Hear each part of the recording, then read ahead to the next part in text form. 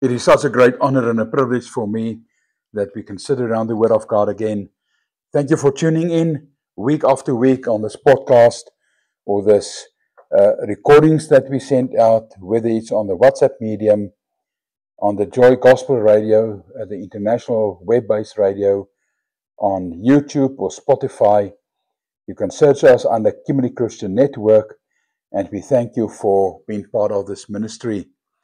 We pray that God will bless you, that His grace will overflow in your life. Before we continue, let's just pray together. Father, thank you in Jesus' name, Lord, for your love and your grace and your mercy. Thank you, Lord, that we can come to you with boldness, enter your throne room with boldness. Lord, that we can sit on your lap. Lord, that we can bring our prayers and petitions to you. We thank you, we honor you in Jesus' name. Amen. And my friend, we spoke about spiritual warfare last week. We started to speak about it. I want to finish off today. And next week, I want to share with you on prayer. I want to start sharing with you on prayer. And last week, when we started to speak about spiritual warfare, I mentioned that I found this on the internet.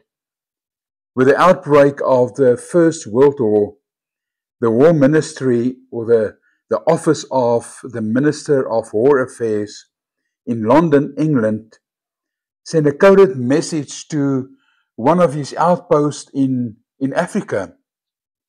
And the message read as following. It says, "War is declared. Arrest all enemy aliens in your district." Not long after that, this outpost in Africa sent a message back to the War Ministry, the officers in London, with the following message. "We have arrested 10 Germans, 6 Belgians, 4 Frenchmen, 2 Italians, 3 Austrians, and an American. Please advise immediately who we are at war with."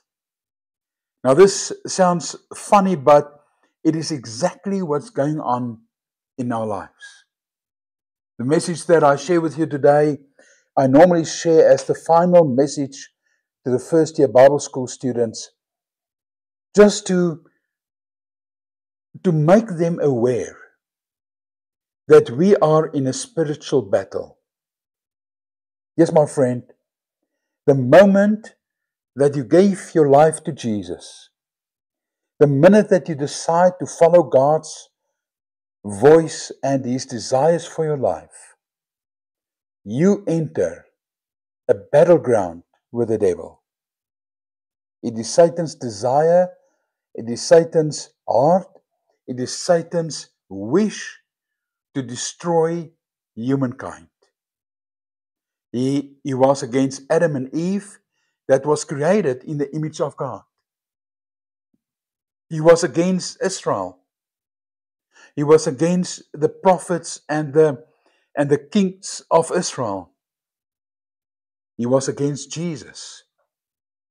And if we just look at the picture that's been painted when Jesus was born, because Satan couldn't kill Jesus through the king of the day decided, under the influence of Satan, to kill all male babies 2 years and younger.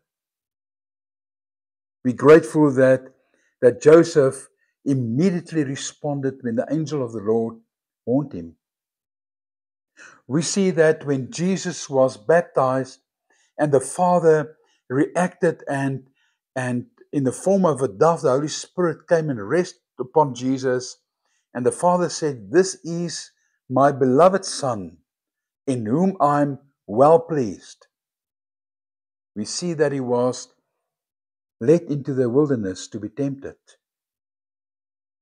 And on 3 occasions, the devil tempted Jesus. And every time Jesus said, but it is written. You see, there's only one thing that can stand against the plans of the enemy, and that is the Word of God and our prayers. The Word of God is our testament. The Word of God is our, can I put it this way, our covenant, our agreement with God the Father. And I say with respect, but God the Father and Jesus and the Holy Spirit are bound by the Word of God, are bound by this testament. That's why I love reading in 2 Corinthians 10 from verse 3. It says, Paul writes, he says, for though we live in this world, and if you remember correctly, in Hebrews 11, it says that we are foreigners. We're just moving through. We're just moving through this physical stage that we're in until we meet Jesus, either by death or by his rapture. So Paul says, although we live in this world, he says, we do not wage war as the world does. Have you ever thought of it that person at your workplace that's giving you grief every day, that's absolutely hating you because you're a Christian? Have you ever thought that the fights amongst you and your spouse in your marriage might be spiritual of nature? Have you ever thought that the situation that you're going through are spiritual because of the battle that we're in? So the Bible says we do not wage war as the world does.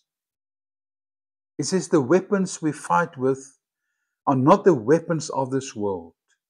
On the contrary, the weapons that we use have divine power to demolish strongholds.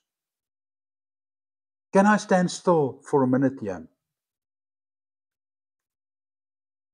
The strongholds that Satan and his demons and the world system set up against you and me as Christians is strongholds that cannot stand against the Word of God. The weapons that we fight with are divine power to demolish strongholds.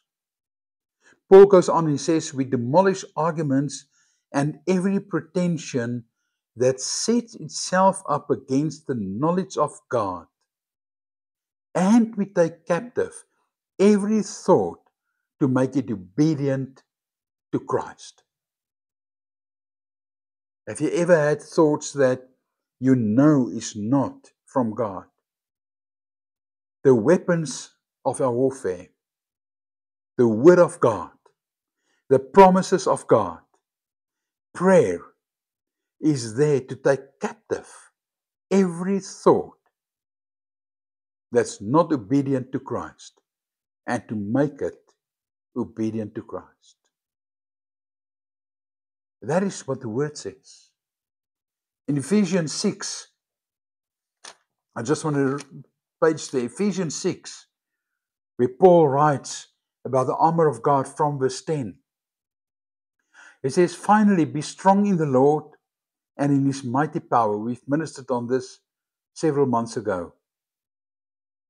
Put on the full armor of God so that you can take your stand against the devil's schemes. Then he repeats what he has written to the church in Corinth. He says, for our struggle is not against flesh and blood, but against rulers, against authorities, against the powers of the dark world, and against spiritual forces of evil in the heavenly realms. Then he goes on and he says, therefore put on the full armor of God, so that when the day of evil comes, you may be able to stand your ground. And after you have done everything, to stand. This is God's heart. So it's not just a message of we are at war.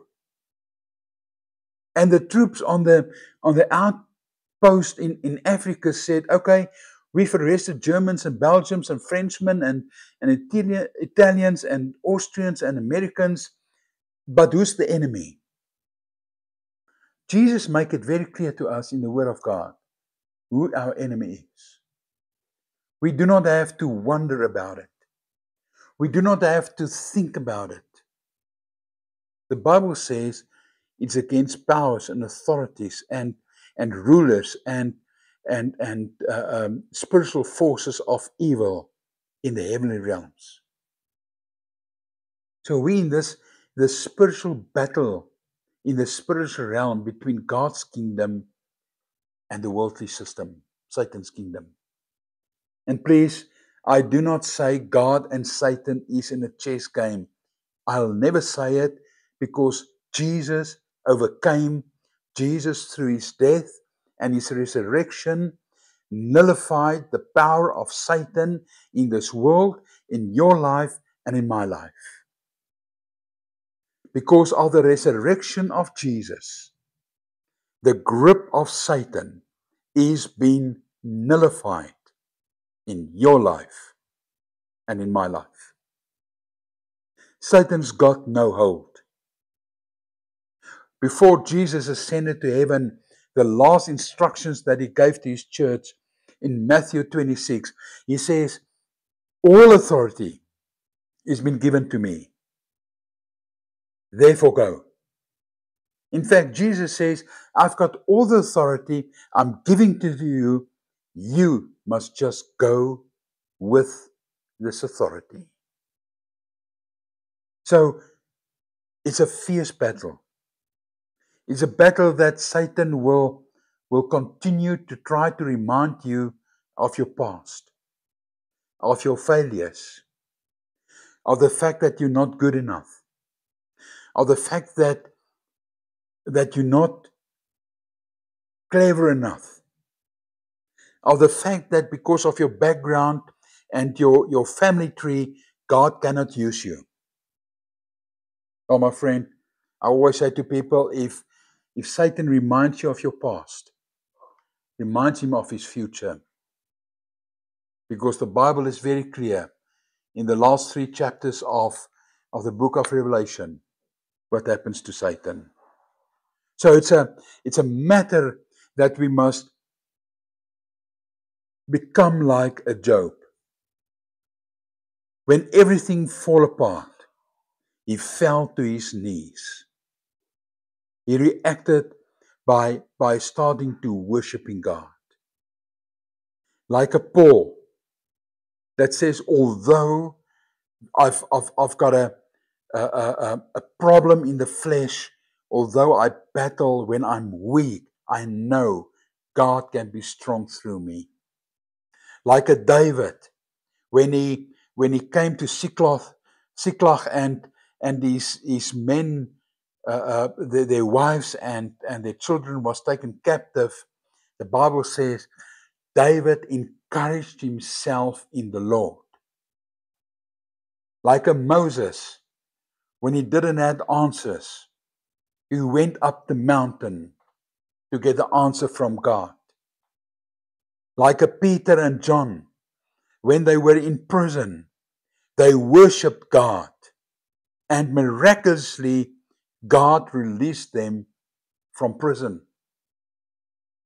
Like a Jesus, the night before he was crucified in the Garden of Gethsemane, he fought this fierce battle for you and for me to come out victorious at the other end. So I want to share with you some signs, if I can put it that way, some signs that can indicate that you're in a spiritual battle. And please, I do not say if you're sick or if you're feeling down or you've sinned that you're demon possessed. That's not what I'm saying.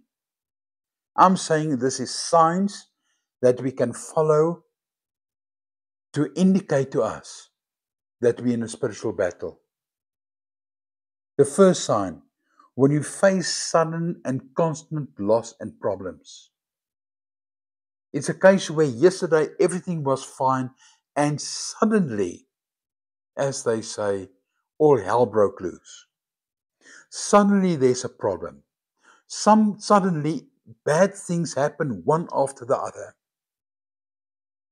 That can be a sign that you're in a spiritual battle. Sudden illnesses and health struggles. And yes, I agree. Many times we are sick because of the way that we eat, or the way that we clothe, or the way that we live, or what we do. But there's times, and we need to trust the Holy Spirit to show us what is the difference when we are suddenly sick and ill and we cannot recover from it, that it is a spiritual battle upon us. Another sign, you suddenly face increased temptations to sin. You know what you're thinking of, you know what you're pondering on is sin, yet you do it. Yet you've got this desire to sin. It is a spiritual attack on you. Especially when the Holy Spirit is saying to you, Rian, this is wrong. Do not do it. We need to discern that. Feelings of anxiousness, hopelessness, struggles, mental health. I'm depressed for no reason at all. I've got no problems. I've got no financial problems. I've got no marriage problems. I've got no problems at my work. But suddenly I'm feeling anxious, hopeless. I struggle with my mental health. I struggle with my health. It can be a sign of a spiritual attack upon us. Especially when we lose our motivation. Especially our motivation to go to church, to pray, to read our Bible, to worship God, to be involved in church activities. If we lose that and we cannot sleep and we're constantly tired and we are anxious, let it be a sign that there can be a spiritual battle around you. And then, of course, plain straightforward, when suddenly we start doubting God. Whether there's a problem or whether we start doubting God for no reason at all.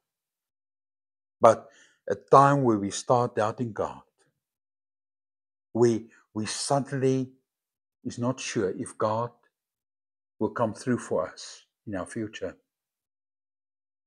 We start doubting God because everybody around us is becoming sick and dying of certain illnesses. Or we start doubting God, will I have enough money to live till I die? We start doubting God whether I'm saved or not. We start doubting God whether my marriage will hold, whether my business that God gave me will be successful. Anytime that you start doubting God, there's an attack upon your life. I'm going to say it again. Every time that you start doubting the goodness of God, that you start doubting the promises of God, that you start doubting the word of God, it is a spiritual attack upon you. John 10 verse 10 says, the enemy only comes to steal, to kill, and to destroy.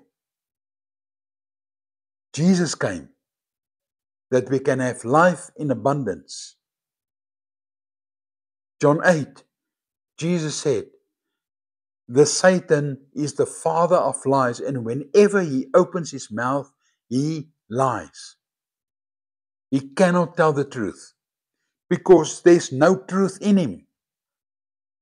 He cannot stand his ground because he is false in every way of his life.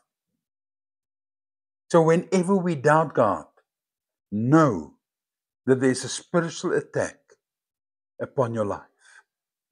So what do we do when we face these signs? What do we do when we know and we believe it's in our heart that Satan is busy attacking us? I've got 3 or 4 pointers that I want to share with you, and we've got 2 minutes to wrap it up. The first thing is we pray.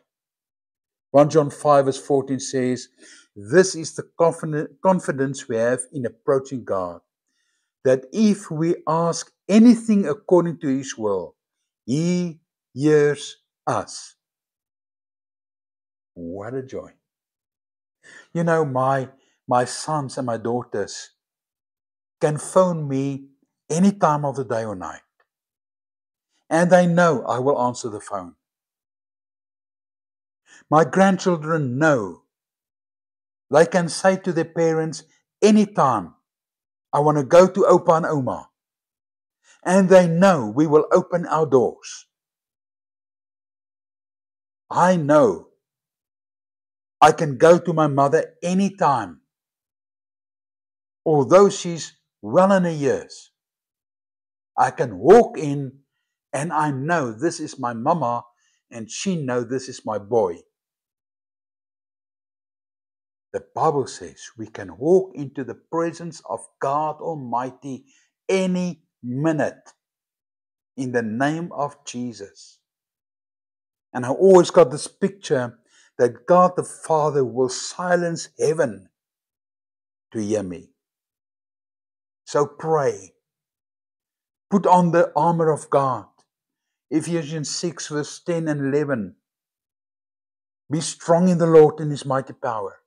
Put on the full armor of God so that you can take your stand against the devil's schemes. The third thing that we need to do, we need to get into the Word. 2 Corinthians 10 verse 4 and 5. The weapons we fight with are not the weapons of this world. We've read that scripture. And then lastly, we need to seek godly advice. Yes, sometimes it's necessary to seek counsel. Sometimes it's necessary to go to a brother or sister or to more than one and say to them, I need advice. I need your help. So what do? Number one, we pray. We pray. We get into the Word. We seek godly wisdom. We put on the armor of God. And we stand our ground against the enemies and his schemes. What did Jesus do? Jesus said to Satan, it is written. So my friend, next week I want to talk to you about prayer, but in wrapping up, I know that there's 24 hours a day a battle around us. Let's stand firm. Let's put on the armor of God. And let's realize that our battle is a spiritual battle. And our weapons are not the weapons of this world. May you be blessed. May His grace and His mercy be upon you. Till we speak next week, may His love and His peace keep you and guide you. In Jesus' name, Shalom.